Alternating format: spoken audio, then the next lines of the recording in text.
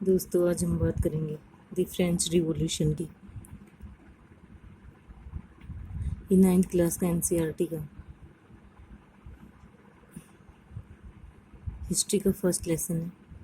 The French revolution, इसके concepts हैं the French society during the late 18th century, इनकी 18वीं शताब्दी में फ्रेंच सोसाइटी के दौरान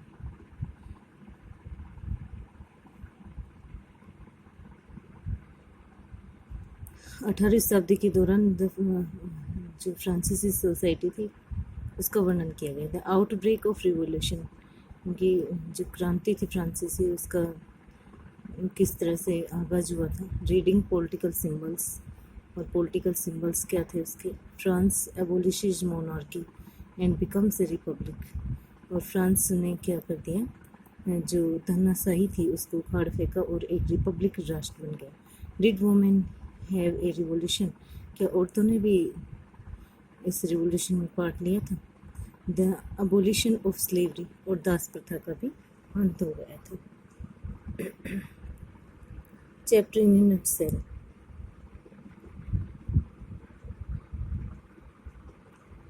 छोटे शब्दों में, France was a strong and powerful state in 18th century.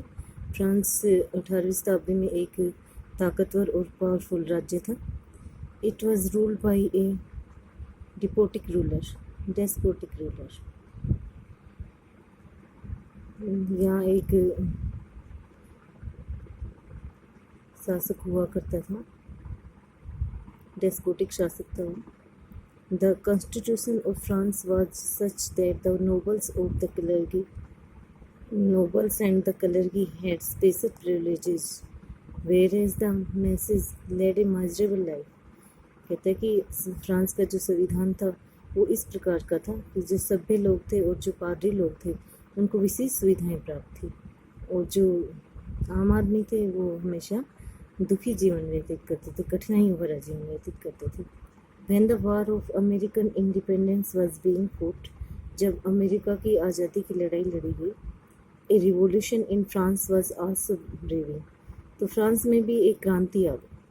Due to several shortcomings such as the arbitrary and autocratic government, extravagant rulers, इनकी कई तरह की कारण थे इसके अंदर। एक्स्ट्रावेगेंट रूलर्स, ज़्यादा खर्चीले शासक थे वहाँ। ऑटोक्रेटिक गवर्नमेंट थी, तानाशाही थी एक तरह से। आर्बिट्रेरी, प्रिविलेज्ड नोबल्स लोग, सभी लोगों को ज़्यादा सुविधाएं प्राप्त थी। And other hardships faced by the peoples, और जो लोग थे वो कमज़ोर तबके के लोग लगा लो, नॉर्मल लोग लगा लो, उनको बहुत ज़्यादा कठिनाइयों का सामना करना पड़ रहा था। They tolerance came to an end, और उनके सहन शक्ति का अंत आ चुका था एक तरह से। The French revolution which broke out in 1789, the French revolution जो 1789 में एक तरह से उसका आगाज़ हुआ था, शुरू हुई थी, was inspired by the American Revolution, जो अमेरिकन क्रांति से प्रभावित थी। It put an end to misrule and established a democratic government.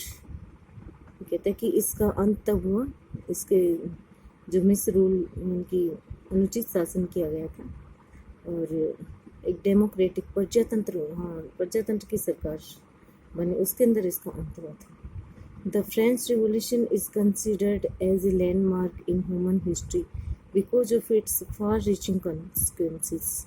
कहते हैं कि फ्रेंच रिवॉल्यूशन है, उसको एक ह्यूमन हिस्ट्री के अंदर एक पहुंच का, दूर की पहुंच माना जाता है, क्योंकि इसके परिणाम थे वो दूरगामी परिणाम निकले थे।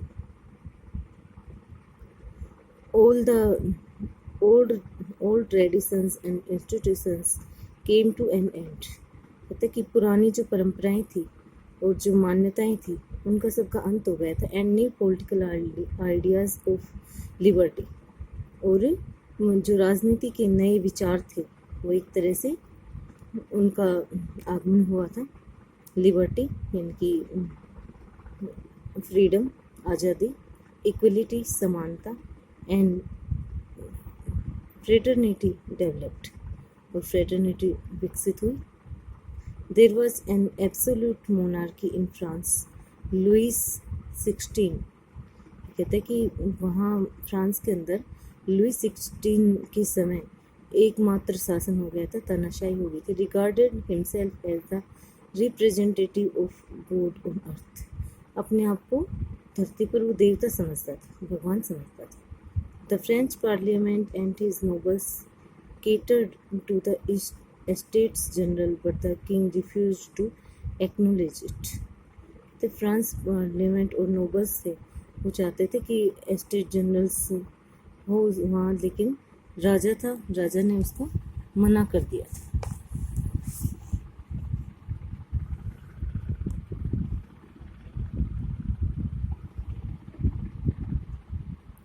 Louis XVI taxed the people very heavily and was least bothered about their problems. Louis 16 ने लोगों के ऊपर भारी कर लगा दिए थे, और लोगों की जो प्रॉब्लम्स थी उनको वो सुनता नहीं था, ज़्यादा रुचि नहीं लेता था। His wife Mary Antoinette was a conceited, unwise, haughty and an extravagant woman. क्योंकि उसकी पत्नी थी वो भी ऐसी खर्चीली स्वभाव की औरत थी और ज़्यादा ऊपरी दिखाव में विश्वास करती थी। The French administration was incompetent, disorganised, corrupt and expensive. The French administration थे वो क्या थे? इनकम्पिटेंट थे, डिसऑर्गेनाइज थे, करप्ट थे, भ्रष्ट थे, एक तरह से एक्सपेंसिव, खर्चीले थे। Corruption and disorder were rampant in every organ of the administration. और कहता कि जो एडमिनिस्ट्रेशन थे उनकी, वहाँ के जो मंत्री लोग थे, ऊपर के पदों पर जो लोग थे, वो सारे क्या थे? वहाँ करप्शन एक तरह से फैल रहा था। देर वर 3 main classes in the French society, namely the clergy, the first estate, पहले एस्टेट के रूप में, इसको पहले स्तंभ के रूप में किसको जाना जाता? 3 वहाँ स्तंभ थे, 3 श्रेणी में बटा हुआ था समाज एक मेन रूप से। पहला था पादरी लोग, the nobles, the second estate, दूसरा स्तंभ था वो एक तरह से क्या था?